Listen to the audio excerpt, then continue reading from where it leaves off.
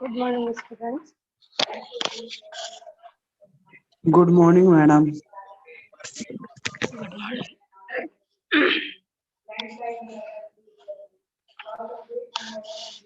चलिए आज हम असाइनमेंट 3 कंप्लीट करेंगे। आप लोग शायद लिख भी लिए होंगे, पर मैं एक बार फिर से आपको असाइनमेंट 3 ये रिवीजन क्वेश्चन में से लीजिएगा आप। फर्स्ट क्वेश्चन दिया आपको, जूझ कहानी में पिता को मनाने के लिए लेखक की मां द्वारा दत्ताजी राव की सहायता से एक चाल चली गई है। क्या ऐसा करना उचित था? यदि हाँ तो क्यों?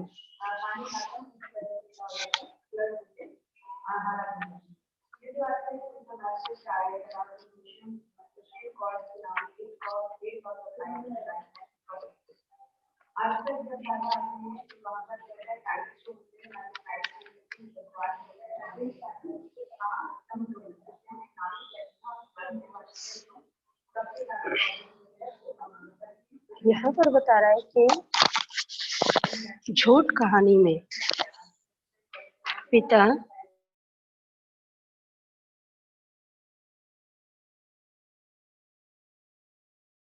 उचित था, यदि हाँ तो क्यों?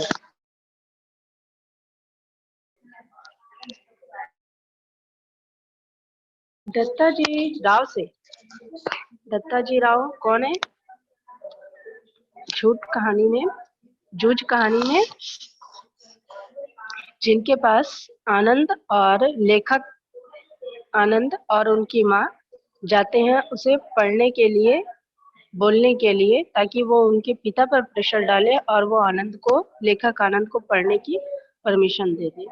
तो दत्ताजी राव से पिता पर दबाव डालने के लिए लेखक और उसकी माँ को एक झूठ का सहारा लेना पड़ा। यदि झूठ का सहारा न लेना पड़ता तो आगे का घटनाक्रम कहानी के अंत के विपरीत होता। न तो लेखक की पढ़ाई आगे हो पाती, न ही वह कवि या लेखक बन पाते। पिता के दबाव में उन्हें जीवन भर खेती-बाड़ी और पशु चराने में ही जीवन व्यतीत करना पड़ता। दत्ताजी राव जैसे कोई भी लोग उसके पिता को फटकार कर बेटे की पढ़ाई के लिए दबाव नहीं डाल पाते। घर की आर्थिक स्थिति भी सुधर नहीं पाती, माँ का सपना भी पूरा नहीं हो पाता।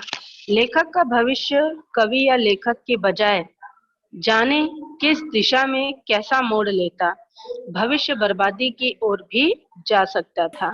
यदि एक झूठ से भविष्य सुधरता है तो यह झूठ सर्वथा उचित था।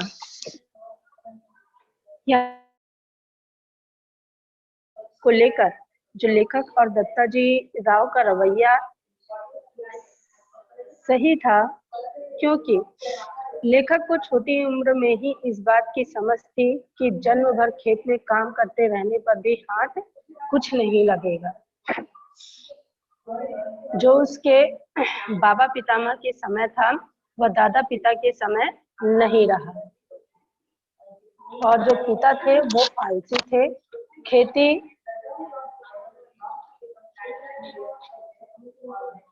उन्हें गड्ढे में ढकेल देती। पढ़ लेने से नौकरी लग जाएगी, 4 पैसे हाथ में रहेंगे तो विठोबा अण्णा की तरह कुछ उन्हें कारोबार किया जा सकेगा। घर की गरीबी दूर होकर आर्थिक स्थिति सुधर जाएगी, ऐसा लेखक की सोच थी। और दत्ताजी राव की पढ़ाई का महत्व समझते थे। जो दत्ताजी राव जी थे वही पढ़ाई का महत्व समझते थे। अतः उन्होंने भी आनंदा कौन है? लेखक है, उनका पक्ष लेते हुए उसे पाठशाला भेजना जरूरी समझा। और लेखक के पिता स्वयं को अय्याशी की चाहत में खेती का काम करना पसंद नहीं करते थे, इसलिए उसने अपनी जिम्मेदारी लेखक के ऊपर डालते हुए उससे खेती का काम करवाते थे और उसे पाठशाला जाने से मना कर दिए थे। उन्हें शिक्षा का महत्व मालूम ही नहीं था। खेती बाड़ी व मवेशी चराने से घर खर्च चलता है, अतः आनंदा पर इन्हीं कामों को करने का दबाव डालते थे। वे उसे ताने भी देते थे कि पढ़ लिख कर तो बैरिस्टर नहीं हो जाएगा। इसलिए दत्ताजी राव से पिताजी पर दबाव डालने के लिए लेखक और उसकी माँ को एक झूठ का सहारा लेना पड़ा। यदि झूठ का सहारा न लेना पड़ता तो आगे का जो घटनाक्रम था वो कुछ और ही होता। इसी बात को इसमें बताया गया है। सेकंड क्वेश्चन है आपका, पहलवान की ढोलक की आवाज का पूरे गांव पर क्या असर होता था?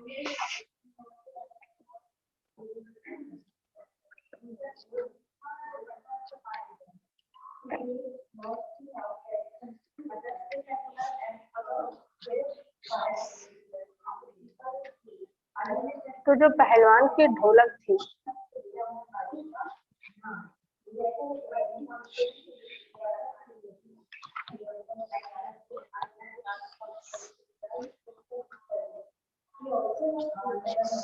वो शीत ऋतु में जैसे अमावस्या की काली अंधेरी रात की निस्तब्धता में मलेरिया और हैजे से पीड़ित लोगों की कराहने और क्या करने की आवाजें आती हैं और कभी कभी सियारों और पेचक के को भंग करती है। परिस्थिति को ताड़ने की क्षमता रखने वाले कुत्ते दिन में राख के ढेरों में सिकुड़ कर पड़े रहते हैं और संध्या से गंभीर रात्रि को सब मिलकर रोते थे। रात्रि की इस भीषणता में संध्या से लेकर प्रातः काल तक चटधार गिद्धधार की आवाज से बजती जो पहलवान की ढोलक थी वो लोगों में संजीवनी भरती थी। यानी आ जा भिड़ जा, आ जा भिड़ जा, बीच बीच में चटाक धक्का चटाक चटधा, यानी उठाकर पटक दे, उठाकर पटक दे। ये होता था पहलवान की ढोलक में।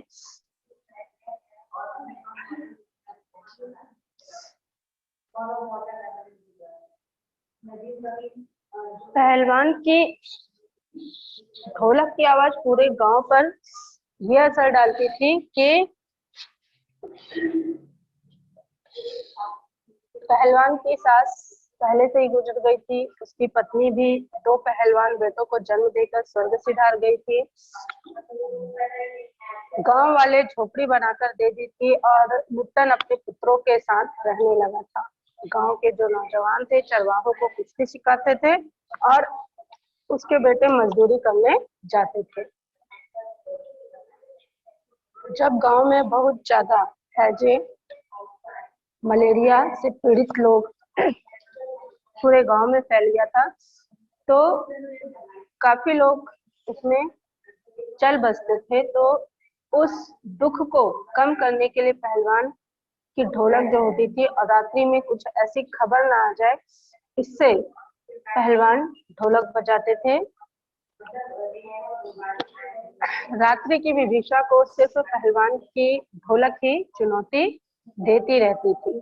संध्या से सुबह तक ढोलक बजाकर लोगों में संजीवनी शक्ति भरता था, जिससे आंखें मूंदते समय लोगों को तकलीफ नहीं होती थी और मृत्यु से डरते नहीं थे। एक दिन पहलवान के दोनों बेटे भी सिधार गए। सारी रात ढोलक पीटता लुट्टन सुबह अपने दोनों बेटों को पेट के बल पड़े देखा। उसने लंबी सांस लेकर राजा श्यानंद की दी हुई रेशमी जांघिया पहनकर शरीर पर मिट्टी मली और दोनों पुत्रों को कंधे में लादकर नदी में बहा दिया। इस घटना ने गांव वालों की हिम्मत तोड़ दी। रात में पहलवान फिर ढोलक बजाने लगा, लोगों में शक्ति का संचार होने लगा। तभी 4-5 दिनों बाद एक रात ढोलक की आवाज सुनाई नहीं पड़ी। सुबह शिष्यों ने देखा पहलवान की लाश चित्त पड़ी है। यहाँ पर जो ढोलक की आवाज है वो रात के सन्नाटे को कम करती थी। मलेरिया और हैजे से अर्धमृत औषधि उपचार पथ्य विहीन प्राणियों में संजीवनी शक्ति भरती थी। बच्चे बूढ़े और जवानों की आंखों के आगे दंगल का दृश्य नाचने लगता था। स्पंदन शक्ति शून्य स्नायुओं में बिजली सी दौड़ जाती थी। जो महामारी के प्रकोप से बच नहीं पाते उन लोगों को आंख मूंदते समय कोई तकलीफ नहीं होती थी। वे मृत्यु से नहीं डरते थे। गांव में महामारी फैलने और अपने बेटों के देहांत के बावजूद लिप्टन ढोल बजाता रहा, क्योंकि उन्हें मालूम था कि दर्द से कराहते लोगों की निराशा में आशा का और शक्ति का संचार ढोल की आवाज से ही होता है। लोगों को अपने प्राण छोड़ने में तकलीफ कम होती है। रात्रि की विभीषिका को चुनौती देते हुए वह ढोलक बजाता था। पीड़ित लोगों के अंदर संजीवनी शक्ति भरने के कारण और परोपकार के भावना से वह अपने बेटों की मृत्यु के बाद भी ढोल बजाता रहा। ये असर होता था ढोलक की आवाज का पूरे गांव में। Second question complete. Third question आपसे पूछ रहा है,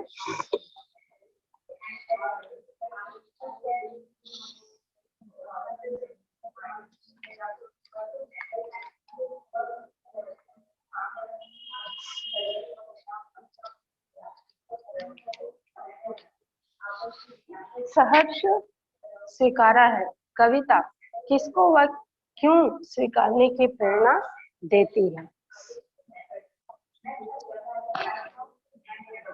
सहर्ष स्वीकारा है कविता हमें अपनी क्षमता अक्षमता सबको स्वीकारने की प्रेरणा देती है, चाहे वह गरीबी हो, मौलिक विचार हो, गहरे अनुभव हो, सब स्वीकारने करने योग्य है।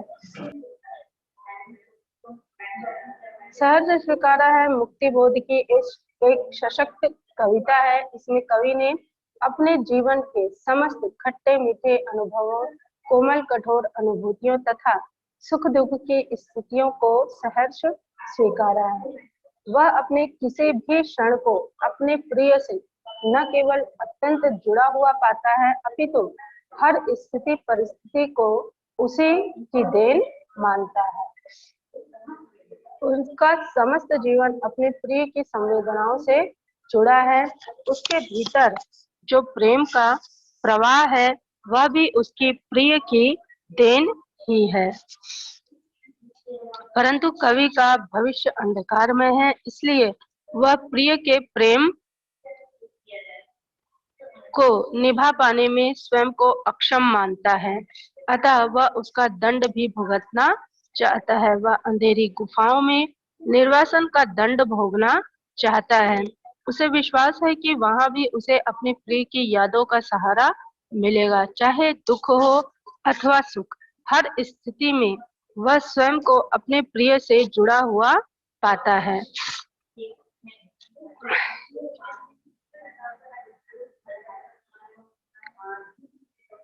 यहाँ पर कवि अपने प्रिय द्वारा फैलाए गए प्रकाश के कारण फल फूल रहा है।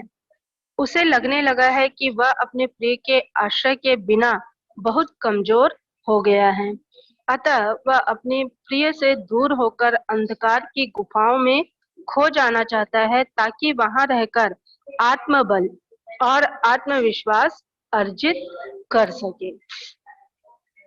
तो इस कविता में हमें अपनी क्षमता अक्षमता सबको स्वीकारने की प्रेरणा दी है, चाहे वह गरीबी हो या मौलिक विचार हो या गहरे अनुभव हो, सब स्वीकारने योग्य है। यदि वे सब अपने प्रेरणा स्रोत द्वारा स्वीकृत हैं, यदि हमारा प्रिय इन सबको स्वीकार करके प्रसन्न है, तो ये हमारे लिए वरदान के समान है। कवि अपने जीवन में सुख दुख, कटु मधुर, व्यक्तित्व की दृढ़ता व मीठे तीखे अनुभव आदि को सहर्ष स्वीकारा है, क्योंकि वह इन सबको अपने प्रियतमा के साथ जुड़ा पाता है। कवि का जीवन प्रियतमा के स्नेह से आच्छादित है। वह अतिशय भावुकता व संवेदनशीलता से तंग आ चुका है। इससे छुटकारा पाने के लिए वह विस्मृति के अंधकार में खो जाना चाहता है। फोर्थ क्वेश्चन है, निम्नलिखित गद्यांश को पढ़कर पूछे गए प्रश्नों के उत्तर दीजिए। फिर उन्होंने मेज की दराज खींची और उसमें अंदर दूर तक हाथ डालकर एक किताब निकाली। किताब को साफिया के सामने रखकर उन्होंने पहला सफ़ा खोल दिया। बाईं ओर नजरुल इस्लाम की तस्वीर थी और टाइटल वाले सफ़े पर अंग्रेजी के कुछ धुंधले शब्द थे। शम्सुल-इस्लाम की तरफ से सुनील दास गुप्त को प्यार के साथ, ढाका 1946। तो आप क्या ईस्ट बंगाल के हैं? हाँ, मेरा वतन ढाका है, उन्होंने बड़े फख्र से जवाब दिया। तो आप यहाँ कब आए? जब डिवीजन हुआ तभी आए, मगर हमारा वतन ढाका है। मैं तो कोई 12-13 साल का था, पर नजरुल और टैगोर को हम लोग बचपन से पढ़ते थे। जिस दिन हम रात यहाँ आ रहे थे, उसके ठीक 1 वर्ष पहले मेरे सबसे पुराने, सबसे प्यारे बचपन के दोस्त ने मुझे यह किताब दी थी। उस दिन मेरी सालगिरह थी, फिर हम कलकत्ता रहे, पढ़े, नौकरी भी मिल गई, पर हम वतन आते जाते थे। तो यहाँ पर लिखा है फर्स्ट क्वेश्चन की कस्टम वाले की किताब पर क्या लिखा था? तो कस्टम वाले की किताब पर बाईं ओर नजरुल इस्लाम की तस्वीरें थी और टाइटल वाले सफ़े पर अंग्रेजी के कुछ धुंधले शब्द थे। वो लिखा था शम्सुल इस्लाम की तरफ से सुनील दास गुप्त को प्यार के साथ, ढाका 1946। कस्टम वाला कहाँ का था? वह भारत कब आया था? तो कस्टम वाला ढाका का था और वह भारत कब आया?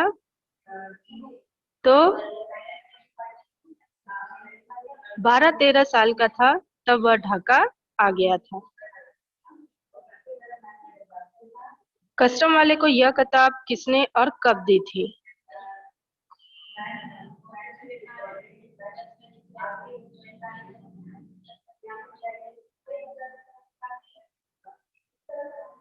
कस्टम वाले को यह किताब जिस दिन वह रात में यहाँ आ रहे थे, उसके मतलब अपने वतन को छोड़कर ढाका भारत आ रहे थे, तो उसके ठीक 1 वर्ष पहले उनके सबसे पुराने और सबसे प्यारे बचपन के दोस्त ने उन्हें यह किताब दी थी उनकी सालगिरह पर। ये भी क्वेश्चन कंप्लीट हो गया। अब है कहानी में कहानी लेखन में चरित्र चित्रण की क्या भूमिका होती है, लिखिए। आपको ये 4 क्वेश्चन समझ आए? Yes, madam. ओके, 5वां क्वेश्चन हम नेक्स्ट क्लास में करेंगे और इसके आंसर का पिक मैं आपको सेंड कर दूंगी व्हाट्सएप ग्रुप में। आप लोगों ने सारे असाइनमेंट बना लिए हैं? Yes, ma'am. ओके, तो कल हम 5वां क्वेश्चन कंप्लीट करेंगे और सारे क्वेश्चन आंसर को एक बार फिर से देखेंगे और आप लोग इसे रीड करेंगे। ओके, तो क्लास को हम यहीं पर एंड कर रहे हैं।